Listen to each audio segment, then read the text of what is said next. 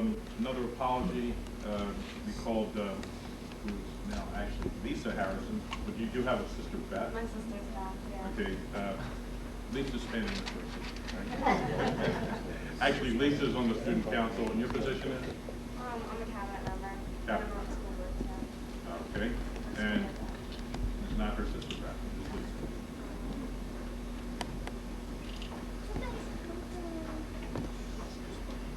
I think everyone kind of summed up what I was going to talk about. I was going to mention how Dr. Jackie, she's made the communication better at the high school. You know, when an incident happens, she does come over to PA and say it. And during one of the incidents, I was sitting up on the third floor, and I was like, okay, what's going on here? But then a few minutes later, Dr. Jackie came on and cleared up the situation. And I think that's helped a lot. You know, I've been in the Norristown district all my life. I'm in Manor, Newstart, and now I'm at Norristown. I've always felt safe. There's never been a question about that.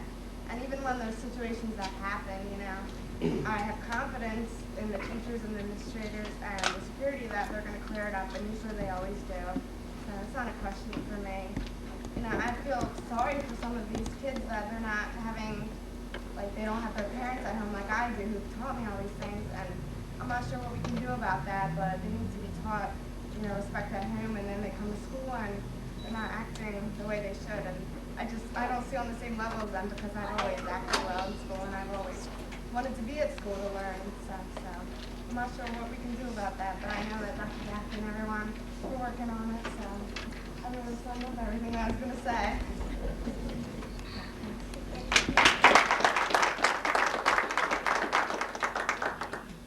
Now I'm not sure who is next. Is that Gregory? Okay, Gregory Scott is with the UCAN group, that is United Children Against Negativity. Like Lucy just said, I think everybody said everything I was going to say before. But excuse me, just got up and full. But I'm 15 years old. I attend the Renaissance Academy where I'm in 10th grade and I sit on student council.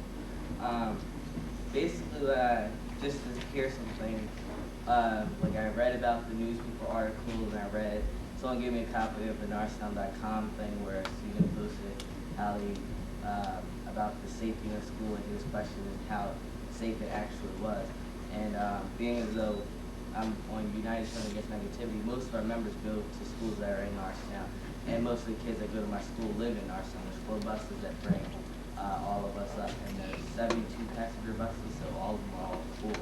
But I do think that kids my age learn, this is like a valuable time in their life because they learn so much and they adapt to it. It's like I don't want to always listen to what my mom says, but I do listen. And I know, like, I was like, dang, that was good, but yeah, I don't want to give her props, but I do. And like, I do think that parents need to get involved because my mom, she's been involved like all my life basically, but I think it's like now that I know she's involved and it's like the trust is there. And at my school I feel completely safe, but especially knowing that she comes and I can just rely on her and call her if there is a problem or something like that. But I do think that safety is top priority because a student just can't learn without a completely comfortable environment. In order to be comfortable, you need to feel safe. You need to have trust in your educators that are teaching you. So I guess that's all I want to say. And also, we have the same type of thing at our school. Like if there is a situation, Ms. Madden is our principal. She will send out an email to all of us and then announce over the PA system that something is going on. Or if we need to evacuate, she'll announce that in a special way where all teachers know which way to go. So I think communication is also a top priority. Communication and a comfortable environment, and then we'll all be able to succeed.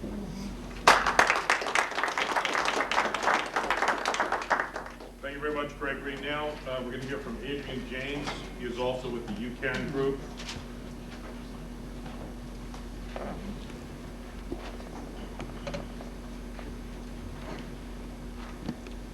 Hello everyone, my name is Adrian James. I'm 15 years old. I'm the president of United Children Against Negativity.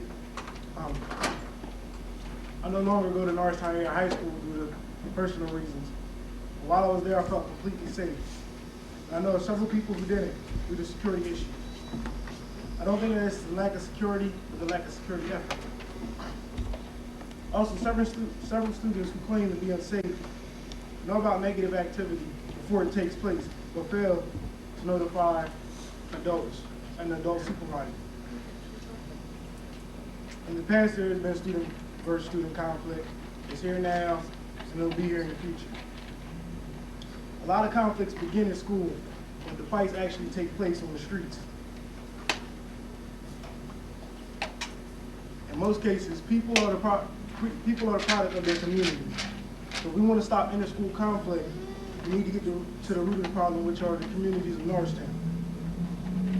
Also, more emphasis should be put on the discipline code, because by telling the children to read it and just taking the test, that's like clockwork. It's already in us now to just, read, do work, because that's what we go to school for. I mean, we need to put more emphasis on the discipline code, so that way kids know exactly what, students know exactly what is not tolerated as far as behavioral issues. And I'm just here to give my opinion on that today. And besides that, pretty much finished. Thank you.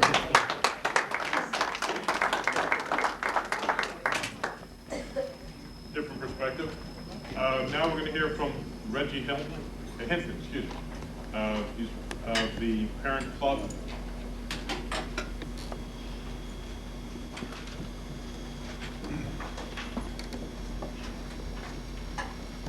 Hello, everyone.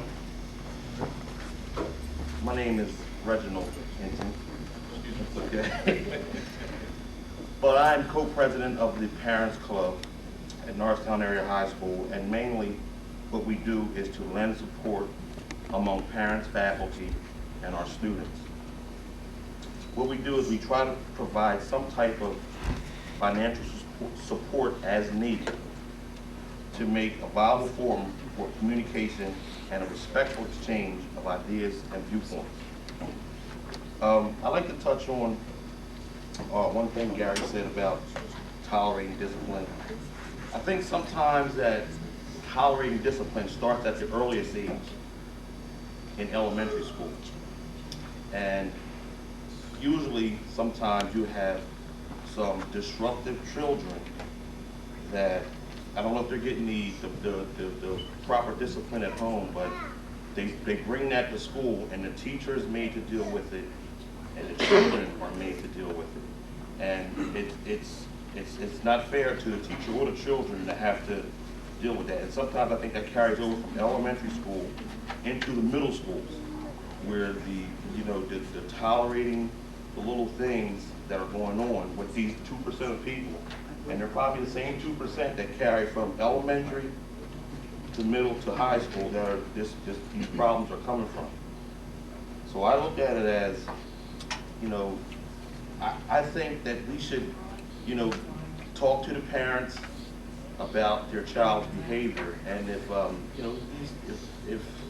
they're not able to do anything about it, then these kids should be dealt with early and soon, swiftly, which will, I think, will help alleviate some of these problems. And another thing that I want to touch on is the behavior of kids. Like we have 98%, I believe it was, I don't know what it is, 98% of the students that go through school without any type of behavioral problem or have to deal with anything that's going with the discipline code.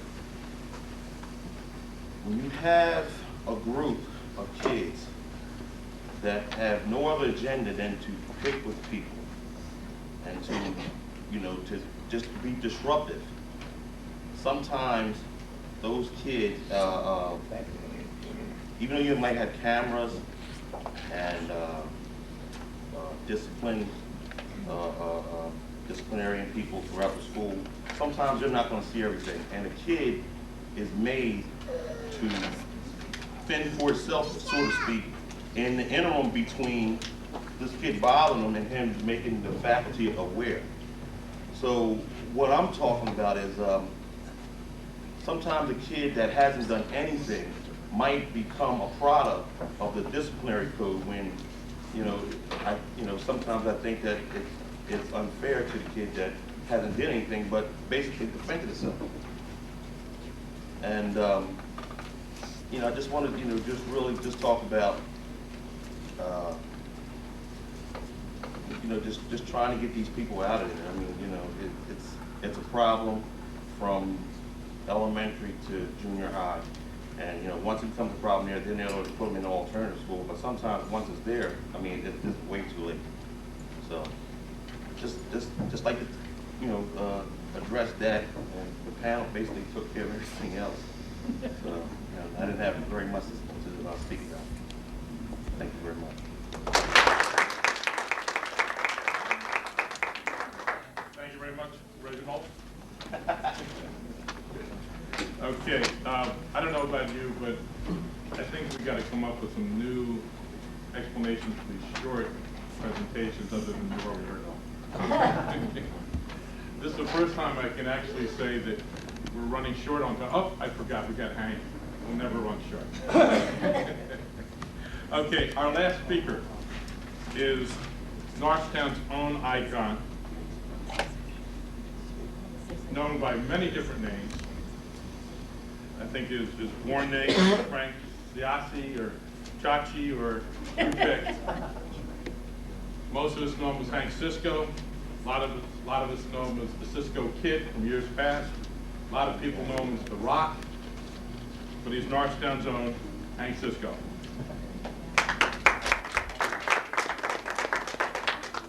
Thank you very much.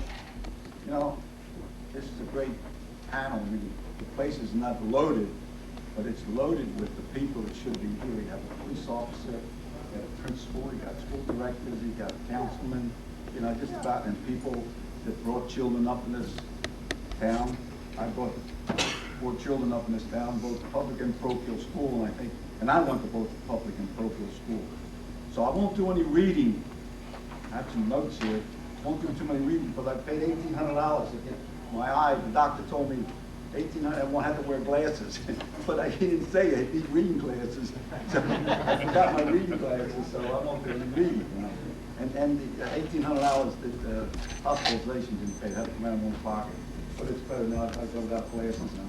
So in case I get in a fist fight, somebody hits me, they won't get 7 years in jail. They hit somebody with glasses. So if I get a little bit of a dispute, maybe everybody should wear glasses. I didn't know I should wear glasses. So, you know, I don't know. Being a former police officer, I don't know everything that's going on at this time, the problems. We had problems, and I was head of the juvenile division for 24 years. And after I retired from Norristown Police Department, I became the first juvenile officer from Montgomery County, working out of the DA's office. And I saw the troubles of all the other small towns, and I thought we had all our troubles. The only trouble maybe in Norristown, we hang our dirty wash outside. And everybody else, you go to suburban towns, they, you know, shh, don't say this, don't say that, you know, the parochial schools, no, we had no problem here until things got so bad that they called me, Cisco, come on over here, we got a problem. And we went in there and started working on it, whether it was drugs or discipline. And as far as fighting, and you got to jump around from what I hear some fighting, I took care of that as far as, I'm a former professional boxer. I'm also professional boxing referee. I had an opportunity to travel all around the world, and that was Venezuela, to referee professional fights. I know a little bit about fighting. I know a little about guts. I know about phony balonies. I know some guys that dress tough, talk tough, act tough, and they can't even lick a postage stamp. So, you know, we have, that's what's going on. And I had that, and I had the principal, Stewart Junior High School, and Norristown High School, you know, I had cooperation. That was maybe before all this fancy stuff, but if we had a fist fight after school, sometimes 4 or 5 police cars would have to respond. And next thing you know, you have 100-some kids there, and you're ready to fight. And they really didn't fight, but they caused a problem, you know, tying up traffic. So I said, look, the only thing we're going to do is if 2 people don't like each other and they want to settle something out, I got a gym down at City Hall. We'll get the boxing gloves and we'll settle it, no problem. You don't have to fight out in the street. We'll give you some class.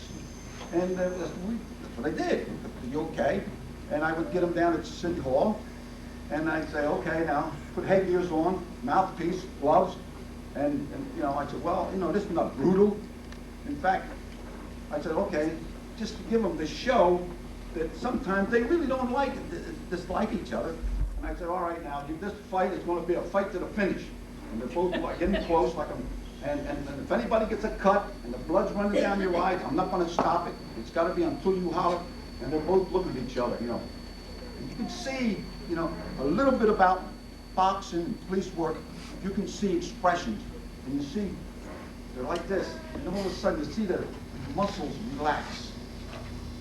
I get kindness, you know. Hey, I don't want to fight. And next thing you know, I say, all right, now let's go fight to the finish. No breaks, no nothing. Now touch gloves and fight to the finish. Now I got you one more chance. You want to shake hands and make up, or do you want to fight to the finish? And they shook hands. You know, sometimes you have to use, you have to bob and weave and slip and slide. You have to fake it until you make it. You know, and all the stuff you use, right? You pay attention. Now, talk about fighting. And if we do have some good fighters, I had a boxing team. We were state champions.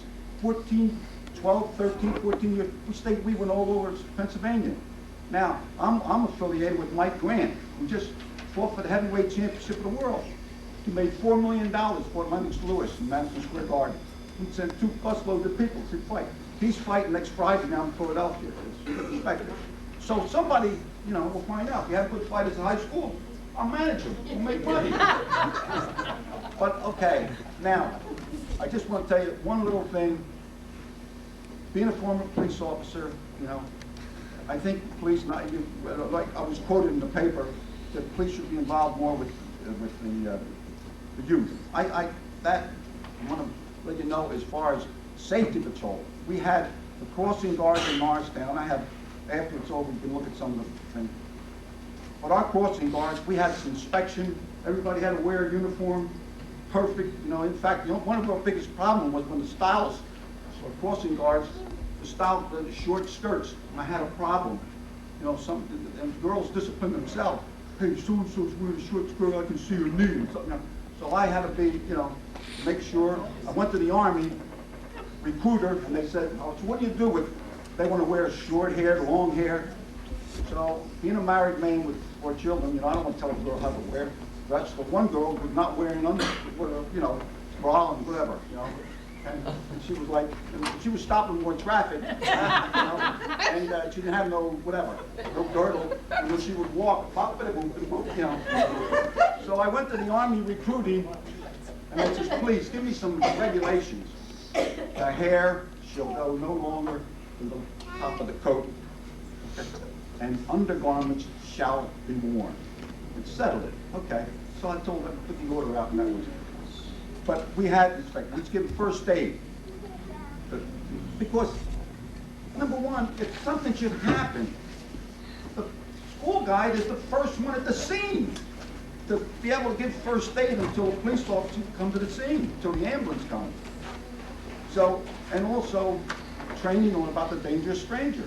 You see some, and we can make some pictures where the crossing guards saw cars going around and around. So, we had marching parades, We had them, the safety patrols going, in reference to, if you can teach a kid going to and from school, respect. And I'd say, and I'm very fortunate, after I retired, I'm chairman of the International Police Juvenile Committee and also County Detectives. In fact, last March was in Houston, Texas. This March will be in Philadelphia. The conference is going to be in Philadelphia. And so you say, well, all your experience, 24 years in Norristown, 14 years in the DA's office, you travel all around the country, and I speak in Houston, Reno, and you've got to say, well, what, and then one question they ask, well, all this experience, what do you think the cause of juvenile delinquency? So I throw that out, what do you think? One guy says, well, it's the rich kid, it's the poor kid, it's the black kid. The other kid says the Italians, the mafia, and all that stuff. If they ask Cisco, who's in the grassroots, working in town, and I go all over, and what do I talk about? What I did in Norristown, okay? If they ask me, the lack of respect. It's a lack of respect for the parents, lack of respect for school teachers, lack of respect for police officers, lack of respect for courts that put them on probation and they violate probation, and a lack of respect for other people's property. So how do you teach respect when the kid's 16? If you don't teach it early, so you say, well, how do you teach respect? How did I learn respect? My mother and father couldn't speak English. My father was a shoemaker. We all worked. But one day I was only 7 years, well, about 7 years old. and my father standing over the other side of the room, and I said, hey. I walked over, nice and easy. Pop! He gives me what they call in Italian pufazza. Bing! Okay? That's a backhand. Okay? I said, Pop, what are you hitting for? You don't say hey to me. You want me to go Pop, Dad. You don't think you have respect? Then okay, put my hands up. That's a pufazza. Okay? Now, if I did something more serious, then I got what they call in Italian cinquantacinque. That means 55. 5 this way and 5 that way. That was like summary conviction, felony. Okay? So that was a felony. I did something more serious. And I was having up, I went to parochial school too, and the nuns, hey boy. Woo. We had one nun, we give her name, Sister Mary Perpetual Pain. She hit you for nothing. Bing, you know. So every time we go by her, we would bless ourselves, you know. So why do you bless? So we have our hands up high. You know. But actually, you know, I just want to say, this is my police report. I made an annual police report. And I maybe the council and the school guy, or school board, principal, look at some of this. My report shows truancy. We picked up kids for truancy. That was part of our report, you know. And we pick them up, take them to the school, bring them to come and get them. So I had 4 juvenile officers here. On the stage of Stewart Junior High School. There's Conyards, Bugs, Prince Valley, and Bambi. And myself, I'm introducing my staff. I took my crossing guards, let them get them. You know, in Japan, the policeman assigned to a district, he just over knocks on the door. Officer Papagopo, you know, introduces himself. And that's what we got to do. We got to get to know the people. And I'm very fortunate. The couple of people that go with me to go to rest, hey, everybody knows you. Because I got myself involved, one way or another. But here's my report, and look at here, what's this, 2003? This is my report in 1972. And what did I do? Here's my hand. My hand didn't get any smaller, no bigger. Parents, teachers, clergy, police, courts, fist clench fist can deal a hard blow to delinquency. Boom. And that's what they call alabanza, okay? So that's enough for 5 minutes, all right?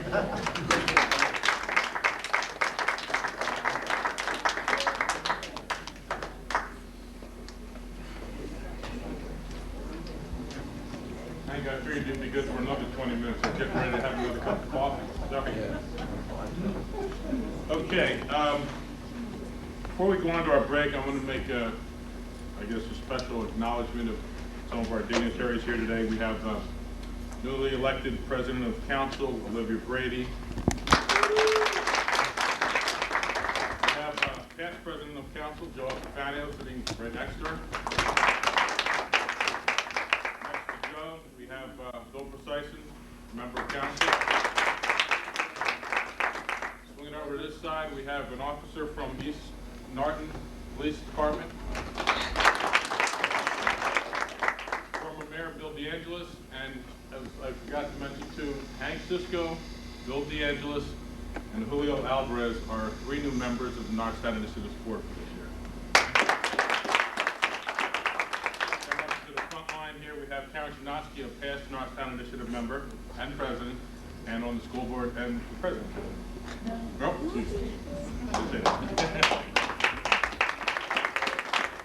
okay, 5-minute break. Wait a minute, we got 2 more school board members. Oh, somebody's going to phone me. Okay, Cheryl Smith, sitting next to Karen. And Denise Ash in the back with the glasses on her head. I know, I just didn't see her sneak in back there. And you didn't mention that Bill's a former school board president. I can't get it all. Rochelle. Oh, Rochelle. No, Rochelle, yes. Rochelle Griffin, you're just too far back there. I don't know what's back How about Payson there. over there? Where's it? Over there, he's eating. He's hiding over in that corner there. Our director, Payson Burke.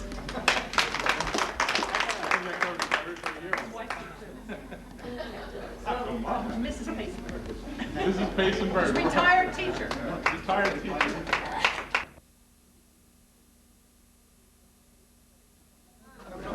Say a word.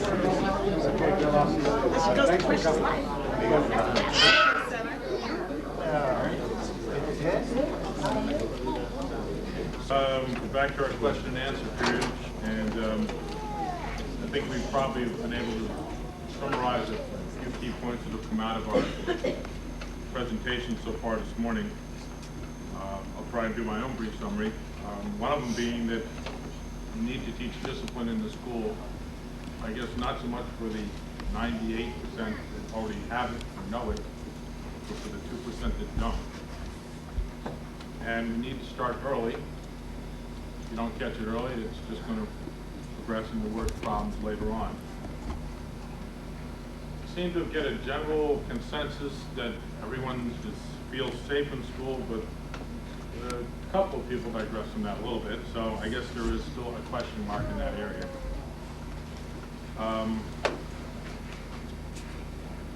Education, the whole process starts from the home. Discipline, respect. These are all requirements that need to originate in the home. But unfortunately in today's society, and even more so in Norristown, we have a bit of a lack of that situation in two-parent families.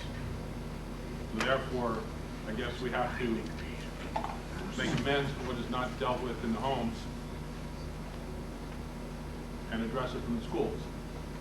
And that is if we want to make sure that the other 98% want to make sure that they get a good education and not disrupted in that process, and to make it a meaningful experience both for the teachers as well as the children. So what that leads us with is that 2% problem that we have to find answers to. Because they're the ones who get all the negative publicity. They're the ones that have the attention, and quite frankly, that's probably the reason we're even here today, 2%. So, hopefully the questions will come out of the group today will be addressing that 2%. But before we do that, Mary Custer asked if she could do a little, I guess we would call it a general rebuttal to the comments that have already been presented here from the other panelists. I said, sure, I've never done it before, but why not? So, turn it over to Mary. Thank you. One of the things that somebody brought up was that we need, and Gary did too, to get to the kids early. And we're fully aware of that. Some years ago, we implemented what we call the CARE program, which is housed at Roosevelt. It's for our elementary and middle school kids. These are for the kids who cannot control themselves in class. The purpose of this is to teach the kids behavior. They work on a behavior management type of thing where they get rewards and so on as their behavior improves. Education is not the important thing in this class, although that's part of it, obviously. The important thing is teaching them how to behave. Because if they're in a regular class and they're disruptive, all of the kids lose. Now they go into this program technically for 45 days. If they haven't made it, they go for 45 more. And I'm not really sure what happens after that. But if it does nothing else, it takes those kids out of the regular classroom so the other kids can learn. And hopefully, it is teaching some skills on behavior and how to manage situations to the kids that are in the class. One of the things that we've noted over the years with our kindergarten kids, they had a half-day program and they came in developmentally at 3- and 4-year-old levels. 20% were ready for kindergarten, the other 70 to 80% were not. So this year we implemented an all-day kindergarten.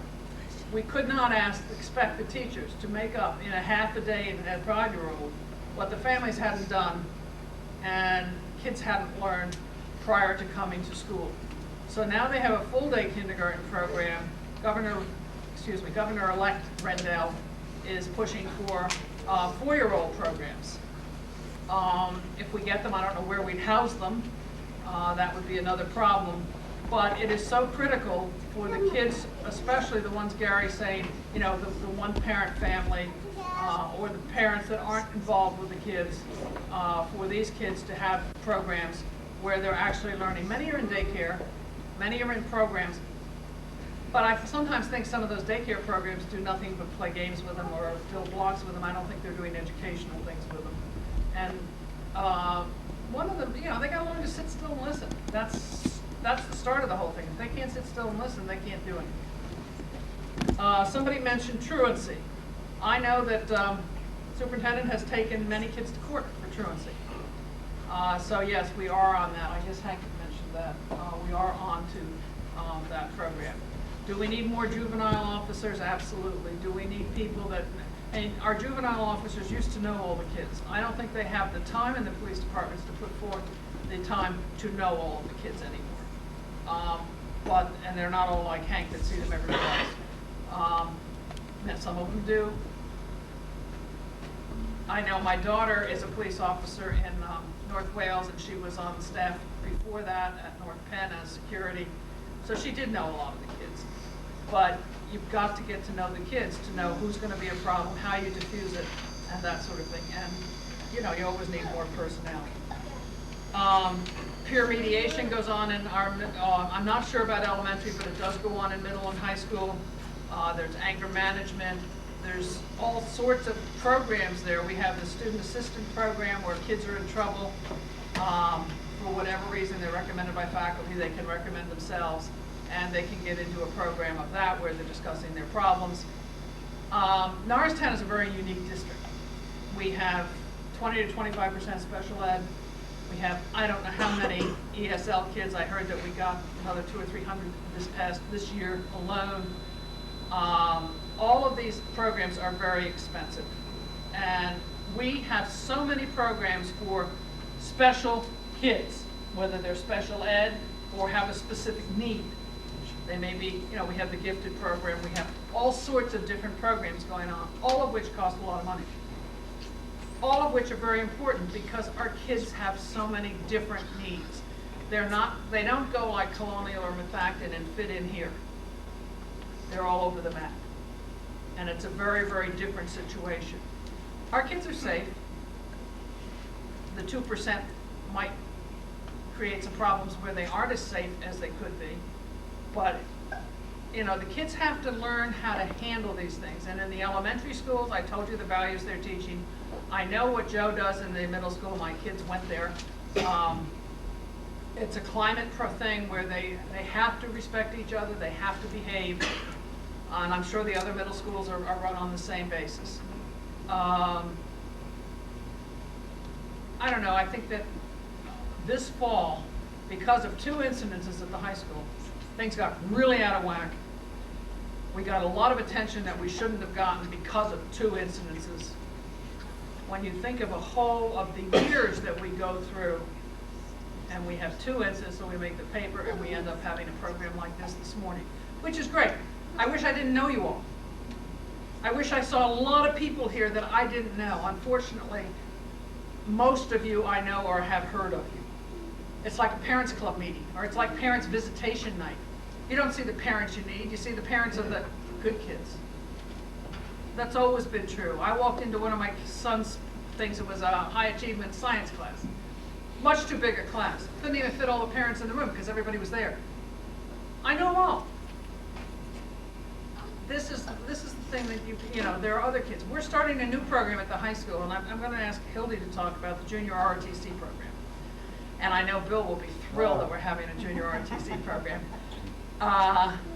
But it's hopefully another opportunity for children, young people, to learn discipline, leadership. Leadership is a big part of this, and a sense of belonging.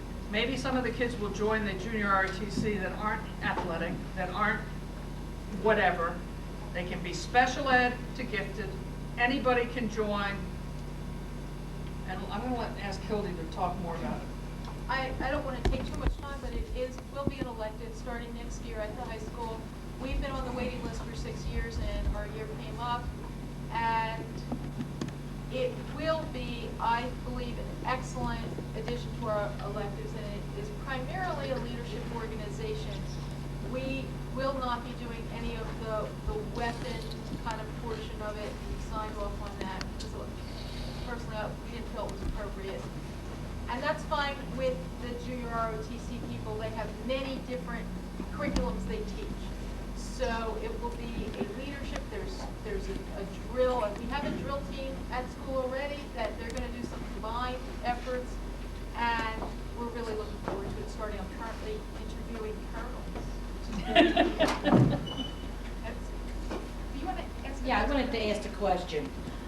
Because Mary touched on a situation, which is true, because we have this a lot, is you get to see the same familiar faces. Among all of you, is there any ideas that you could possibly throw out that would help us reach the parents that need to be reached? Because that's, you know, with today's technology, it seems that parents are letting everybody else do their jobs.